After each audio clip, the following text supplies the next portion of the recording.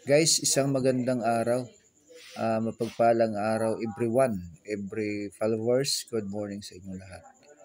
Dito tayo guys, dinala ni customer dito sa atin yung Barako 175 kulay blue at sinabi niya sa atin parang di makahatak mabuti daw. Parang may pumapigil. Kaya tingnan natin guys, chinik up natin. Tanggalin muna natin yung mga karburador niya o CDI para malaman din natin bago pumili si customer ng gamit. Kasi kapag nabili siya natin ng mga gamit, o yan, tinanggalan natin yung piston sa karburador. Kita nyo guys, nadilaw na ang ano niya.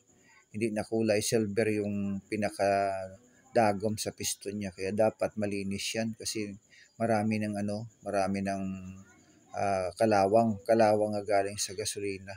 Kaya hindi na siya malinis. Kaya ang hatak niya, ang akyat ng gasolina from sa karburador nga agi sa jet niya, hindi na kaya. Kaya tinanggal natin guys. Kaya itim yung loob.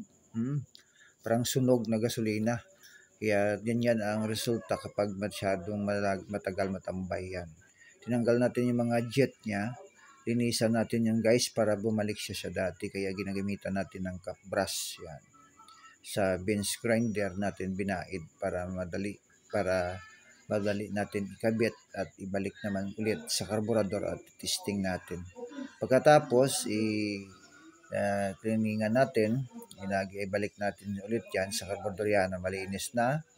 Yan na guys, kaya malinis bumalik siya sa dati niyang kulay. Kasi yung kaninang kulay niya ng itim siya parang blue, parang green. Parang unleaded niya na stock. Kaya yung air jet niya guys, yung adyasan ng air ng hangin, mayroong spring yan at saka washer at saka o-ring na maliit.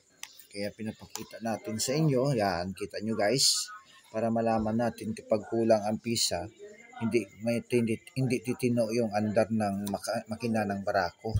Kaya binalik na natin, i-adjust na natin, higpitan muna natin guys, at iikot natin ng 3 pabalik pagkatapos mahigpit. Yan ang pinakatuno niya, 3.5.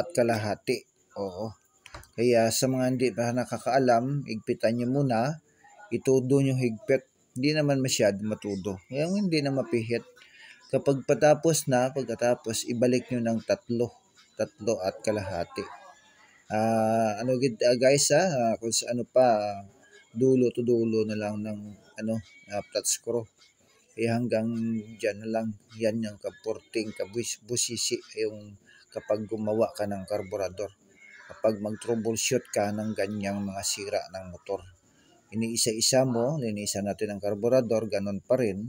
I-testing natin ang CDI, ganun pa rin.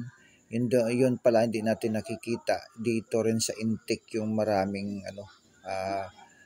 guys, maraming bara. Yan. Kaya linisan natin ng trapo, kita nyo, kahit linisan natin pupunta sa basahan yung kulay itim.